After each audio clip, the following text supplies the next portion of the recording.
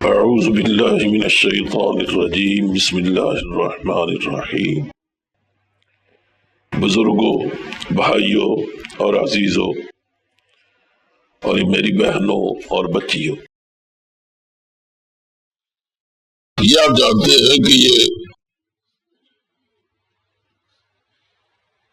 کئی آیات سے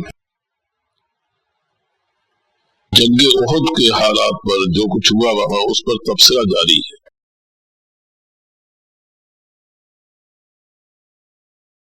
مسلمانوں سے جو غلطیاں ہوئی ہیں ان کی نشاندہی کی گئی ہے تاکہ آئندہ یہ غلطیاں نہ ہونے پائیں۔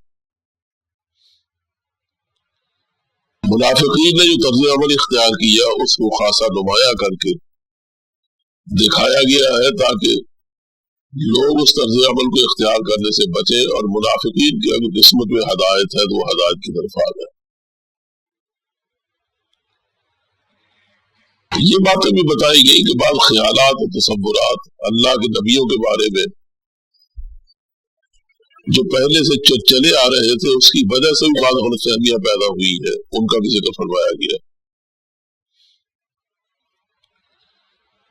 چنانچہ منافقین میں سے بھی وہ بھی ظاہر سارے ایک جیسے نہیں تھے، ان میں بعض منافق نسبتاً ہلکے تھے، بعض منافق کفر کے زیادہ قریب تھے۔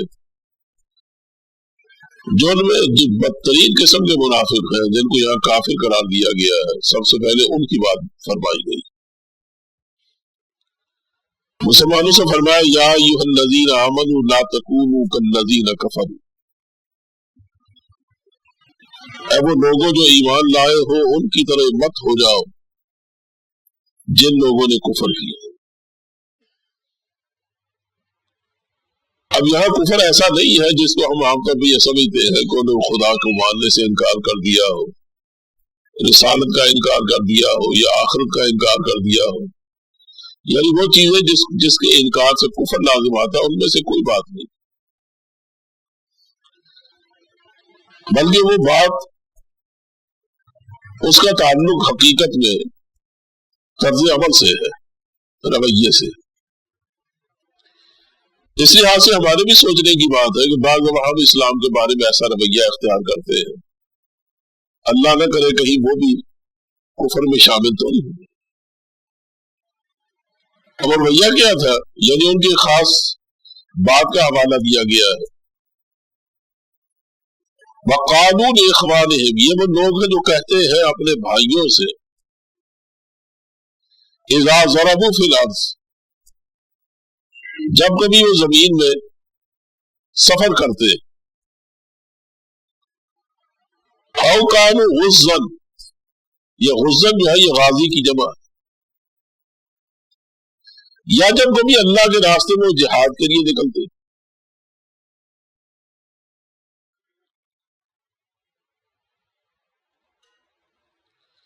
لو كانوا عندنا ما ماتوا، یعنی جملہ محذوف ہے جو خود بخود سمجھ میں آتا ہے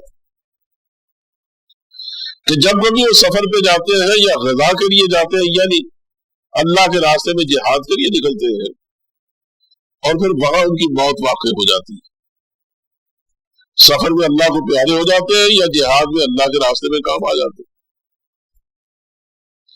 تو ایسے لوگوں کے بارے میں یہ منافقین یہ کہتے ہیں لو كانوا عندنا ما ماتوا،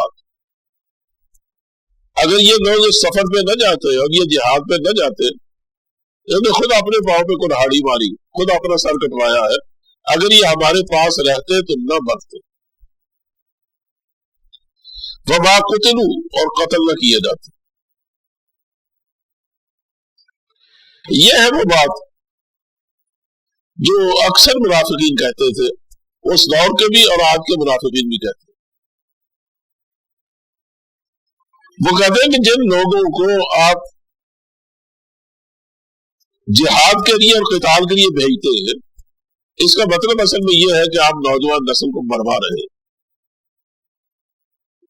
تو وہ مقتل ہے جس کو ہم میدان قتال کہتے ہیں یا میدان جہاد کہتے ہیں، وہ قتل گاہ ہے، ایک مذبح ہے جس میں بھیج کر لوگوں کو ذبح کروایا جا رہا ہے۔ اللہ فرماتا ہے کہ یہ بات اس وقت میرے پاس نہیں ہے، یہ اور کئی جگہ آ چکی ہے کہ بجائے خود اگر جہاد ضروری ہو تو جہاد کے موقع پر کیا کرنا چاہیے، یہ تو غلط بحث ہے. لیکن اس وقت صرف یہ ہے کہ یہ سمجھنا کہ زندگی اور موت اللہ کے قبضے میں نہیں ہے بلکہ آدمی کی اپنی بے احتیاطی سے آتی ہے.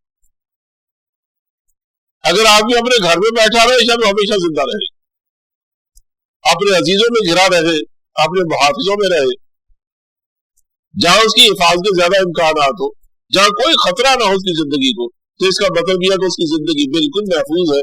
اب سوال ہی پیدا ہی ہوتا ہے کہ اسے کبھی موت آئے. موت اس وقت آتی ہے جب آدمی ایسی جگہ چل کے جاتا ہے جس میں موت کا زیادہ امکان ہے, تو اس سے نہ موت آتی ہے یہ کہتے ہیں تو اپنے ہاتھوں آپ مرا, اس نے خود زندگی سے دشمنی کی.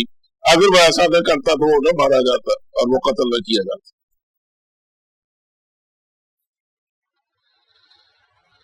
اللہ فرماتا کہ یجعل اللہ ذلک حسرۃ فی قلوبہم واللہ یحیی و یمیت. اس جملے کو پہلے لے آئیے تاکہ سمجھنا آسان ہو جائے. کہ یہ جو کہتے ہیں کہ وہ سفر میں گئے یا قتال کے لیے گئے, جہاد کے لیے گئے, تو اس لیے مارے گئے. کہا اللہ کو معلوم ہونا چاہیے کہ اللہ زندہ کرتا ہے اور اللہ ہی مارتا ہے. اگر عقیدہ آدمی کا یہ ہو کہ میری زندگی اور میری موت اللہ کے حوالے ہے اور اللہ کے قبضے میں ہے, اور جس طرح لکھا جا چکا ہے مجھے مرنا اسی طرح ہے, میرا فرض یہ ہے کہ جو ذمہ داریاں میرے سپرد کی گئی, جو فرائض میرے سپرد کیے گئے ہیں, میں ان کی ادائیگی میں کبھی صرف اس لیے پس و پیش نہ کروں کہ وہاں موت آ سکتی. اس بات کو اچھی طرح سمجھ لینا چاہیے. یعنی یہ بات شریعت نہیں کہتی کہ تم بلا وجہ جا کے اپنا سر خطرے میں دو, یہ نہیں مقصود. ایک آدمی جا کے لائن میں بیٹھ جائے, گاڑی آئے گی اسے یہ آگے تو مرے گا. اب وہ آدمی کہے اس طرح لکھی ہوئی تھی اس کا کیا قصور ہے, یہ نہیں مطلب. اس مطلب یہ ہے کہ جو واقع پر خطرات کی حقیقت رکھتی ہے, دو چیزیں, ان سے بچنا اور اپنی زندگی حفاظت کرنا یہ تو ضروری ہے. لیکن اللہ نے جن چیزوں کو فرائض بنا دیا, جنہیں کرنا آپ کے لیے ضروری ہے, یہ ہو نہیں سکتا کہ آپ اس سے تساہل کریں. اور اللہ کے یہاں جا کر یہ آپ جواب نہیں دے سکتے کہ میں تو اس لیے نہیں گیا تھا, مجھے ڈر لگتا تھا, وہاں پہ مر گئے ہو گئے. تو آپ اپنی ذمہ داریوں سے, اپنے فرائض سے تہی دست ہو جانا, تہی دامن ہو جانا, یا اس سے جان چھڑانا اور بھاگنا اس سے کہ وہاں پہ جاؤں گے تو میری خطرات ہو سکتے ہیں, اس کو شریعت اجازت نہیں دیتی. اگر تمہیں جب کبھی اس ذمہ داری آ پڑے یا جہاد پہ جانا ضروری ہو جائے اور واقع تو محسوس بھی ہو وہاں شدید خطرہ ہے, لیکن جانا اس سے بھی زیادہ ضروری ہو خطرہ, جتنا خطرے سے بچنا ضروری ہے, اب خطرات کی پرواہ نہ کرو. اگر اللہ کو بچانا ہے تو وہاں سے بچا کے لے آئے گا, اور اگر تمہاری موت لکھی ہے تو یہاں بھی آ جائے گی. وہ جن کو ڈوبنا ہے ڈوب جاتے ہیں سفینوں میں, جنہیں موت لکھی ہوتی ہے وہ کشتی میں بیٹھے ہوئے مر جاتے ہیں, اور جن کی موت نہیں لکھی ہوتی وہ بحر میں پھنس کے بھی نکل جاتے ہیں.